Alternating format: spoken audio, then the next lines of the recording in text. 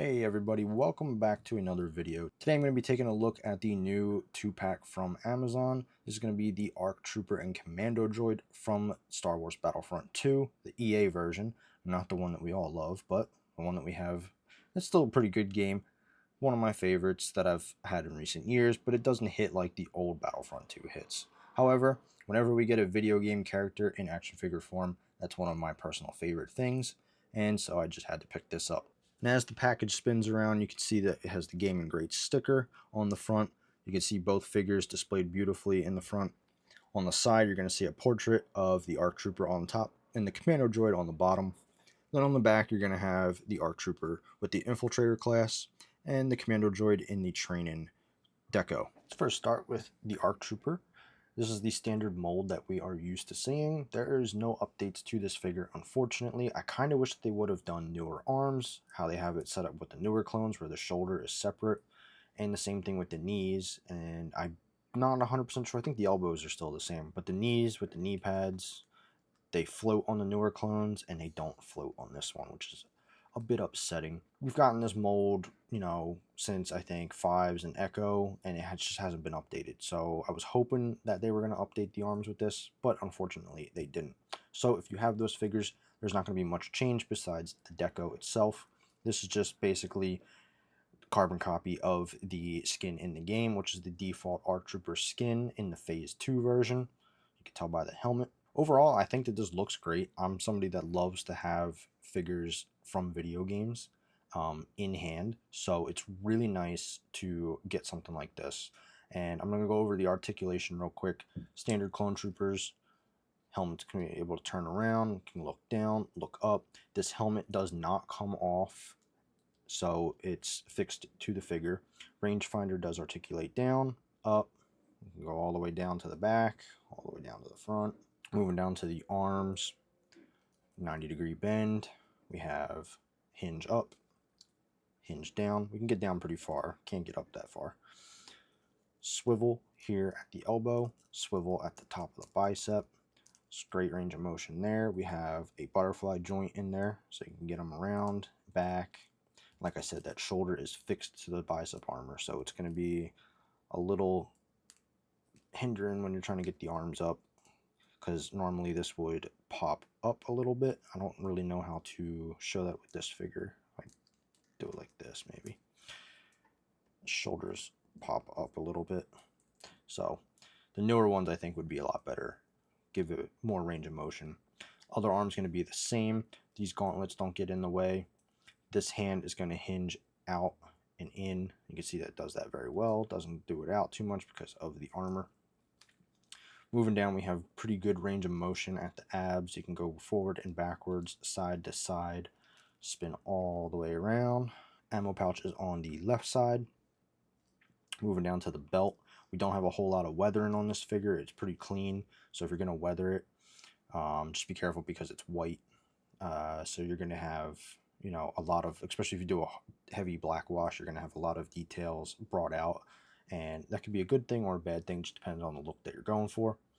This waist piece is loose, so if you need to move it around, you can. And the Comet is a separate piece, which is nice. So you can kind of play around with that as needed. We have little ammo pouches on the back here and here.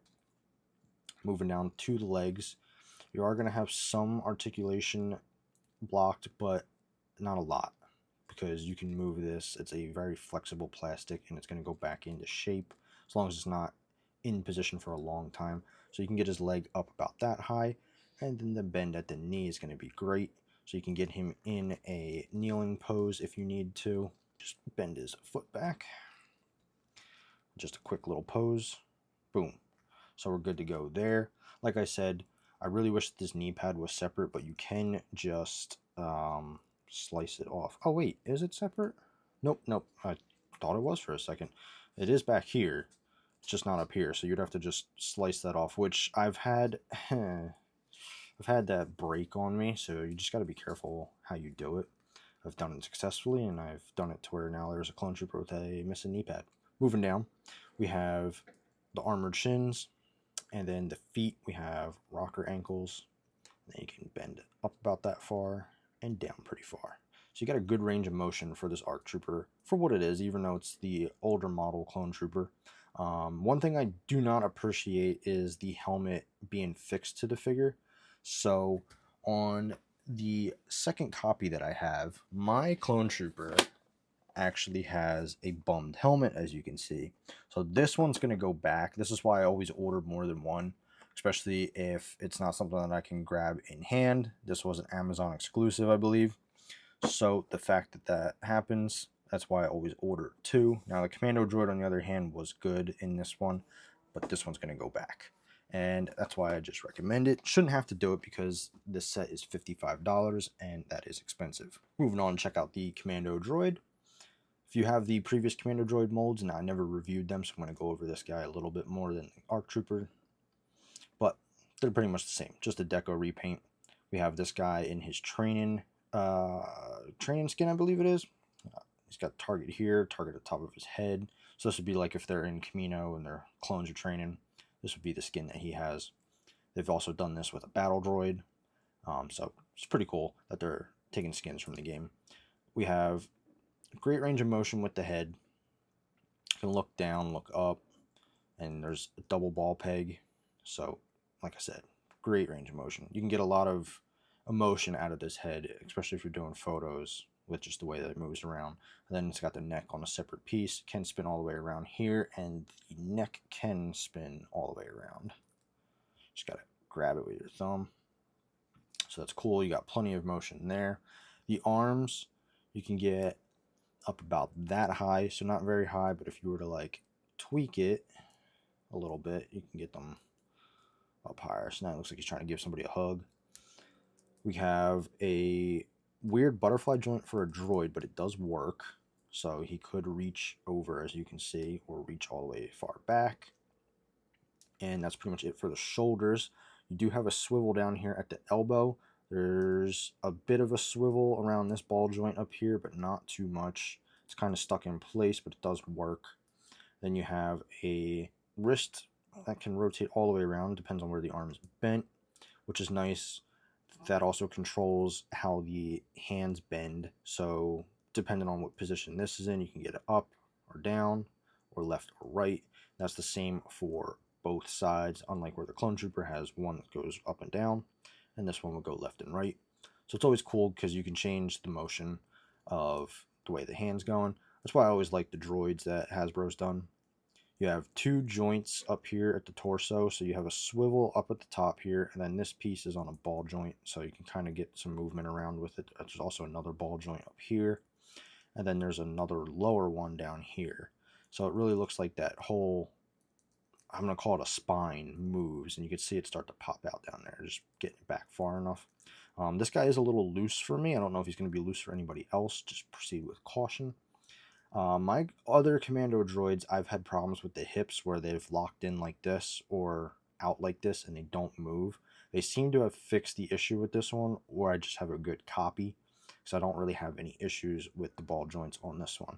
Now he can kick up really high, but the problem I run into is that he can't bend his knee. This can be fixed by clipping some of the plastic out here, which I may do just to get him closer to a 90-degree bend, but I don't know if that's going to hinder that joint in there. So it's something that I might play around with one of my spares of the other mold before I would do it to this guy.